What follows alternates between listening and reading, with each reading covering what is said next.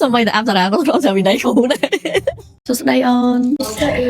mình mua ấy hai dụ mày này. ខ្ញុំឈ្មោះកូនហ្វាំងជីនអាយុ11ឆ្នាំ Hay on hiện nơi sẽ là vật bô màn xem mày. ខ្ញុំរៀននៅសាលាវត្តបោ6ឆ្នាំ On hiện tao mới đặt tim mày. ទីមតី Hiện mình tây mà mổ. Hay on cho hạt là ba màn xem mày. ខ្ញុំចូលហាត់បាន2ឆ្នាំ Một là hai đây bạn trăng hạt là ba. មកពីខ្ញុំចង់រក្សាវប្បធម៌ខ្មែរយើងឲ្យបានយូរហើយខ្ញុំស្រឡាញ់របាំអប្សរា Mình khơi nơi sẽ là vật bô vì đây là nó. Còn té con sẽ khai vật hai tăng răng mày nè. មែនតាំងរឹងគ្រូយុតាំងរឹង On cho chất ai lúc khổ nè khổ mình vì đây là tăng răng mà lơ xa chẳng hạn. ចង់ឲ្យមានវិន័យតាំងរឹង Ủa sẽ là vật thăm sắc xa đi cho bố cứ sẽ là cầm rượu nó không khai xin việc vậy mày nè. មែន Cái ta là bên này. រៀនសាលាល្អហានហាមចោលសម្រាប់ក្នុង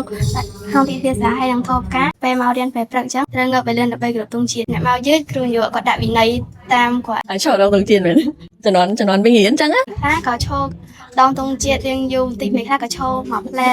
ណា Cả cho nó bên hiến chẳng đợi cái này nữa. Ở đấy thầm mà lại thấy thời khu bên này à. ធ្លាប់ម្ដង Thầm ở đâu? Thầm đang riêng mà. ចា Sao mày đã nó rõ ràng vì đấy khổ đấy. ថ្ងៃទី1ខែ11គឺជាថ្ងៃបើកបវិស្មកាលនៅសាលាបឋមសិក្សាវត្តរាជបូរសាលាបឋមសិក្សាវត្តរាជបូរនេះគឺជាសាលាគំរូមួយនៅក្នុងខេត្តសៀមរាបយើងហើយបើរឿងវិន័យសុជីវធម៌សិលធម៌ផ្សេងៗនៅនឹងគឺតឹងរឹងខ្លាំងមែនតើពីការចោលសម្រាមទាំងរបស់របរលក់ដូរហូបចុកនៅក្នុងសាលាគឺថាគាត់ច្បាស់លាស់ណាស់មិនមែនចេះតែឲ្យលក់ចង់លក់អីក៏បានដែរណានៅក្នុងសាលាហ្នឹងគឺគាត់បានគិតទៅដល់សុវត្ថិភាពចំណីអាហារវិន័យទៅលើសិលធម៌សុជីវធម៌ហើយនឹងការសិក្សារបស់ក្មេងៗគឺល្អិតល្អន់ខ្លាំងមែនតើ